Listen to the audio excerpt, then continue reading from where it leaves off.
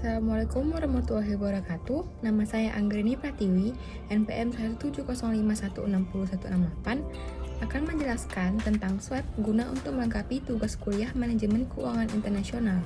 Tapi sebelum itu, apakah Anda sering terlibat dalam transaksi keuangan dan perdagangan internasional? Jika sering, pasti Anda sudah tidak asing lagi dengan istilah swab.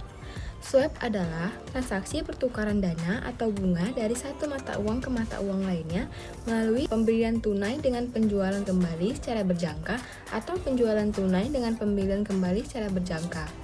Penggunaan mata uang asing memang rentan terhadap risiko fluktuasi nilai tukar mata uang dan tingkat suku bunga.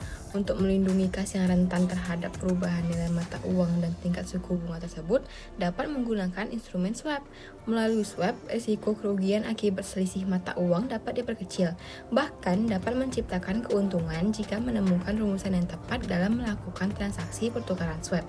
Dengan kata lain, transaksi ini bertujuan untuk mendapatkan kepastian kurs sehingga dapat menghindari kerugian selisih kurs.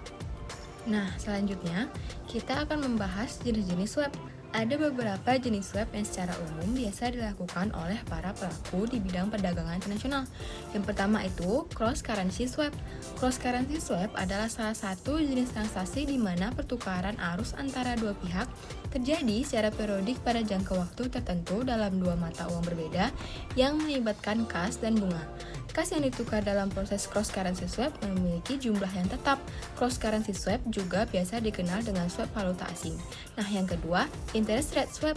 Interest rate swap adalah kontrak antara dua pihak untuk saling menukarkan arus kas dari mata uang yang sama berdasarkan dua tingkat bunga yang berbeda. Interest rate swap juga dikenal dengan istilah swap tingkat bunga. Nah, yang ketiga, currency interest rate swap. Currency interest rate swap adalah kontrak pertukaran arus kas dengan dua mata uang berbeda. Salah satu dari mata uang harus memiliki bunga tetap. Currency interest rate swap juga dikenal dengan swap mata uang dan suku bunga. Nah, yang keempat, credit default swap. Credit default swap adalah kontrak kredit antara dua pihak di mana pembeli kontrak akan melakukan pembayaran secara periodik kepada penjual. Sebagai imbalan, pembeli akan memperoleh hak untuk menerima pembayaran bila kredit tidak berjalan lancar karena kebangkrutan atau restrukturisasi. Berikutnya, kita akan membahas tentang contoh perhitungan swap. Nah, berikut contoh soalnya. Pada tanggal 1 Februari 2019, PT Zaki menerima pinjaman dari luar negeri sebesar 10.000 US dollar dengan jangka waktu 1 tahun beserta bunga 9% per tahun. Spot rate pada saat itu adalah 1 US dollar sama dengan Rp8.000.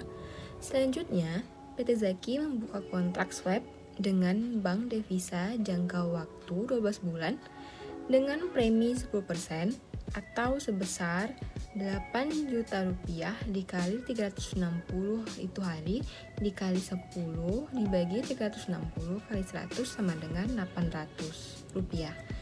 Apabila pada 1 Februari 2020 terjadi realisasi, maka kerugian selisih kurs yang terjadi adalah berikut perhitungannya.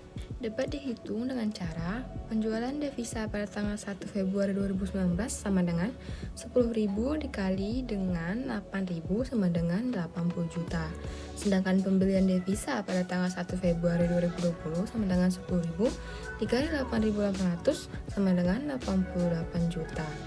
Dan dapatlah hasilnya yaitu PT Zaki mengalami kerugian selisih kurs sebesar Rp8 juta. Sekian penjelasan tentang swap dari saya. Bila ada salah kata ataupun perbuatan, saya mohon maaf.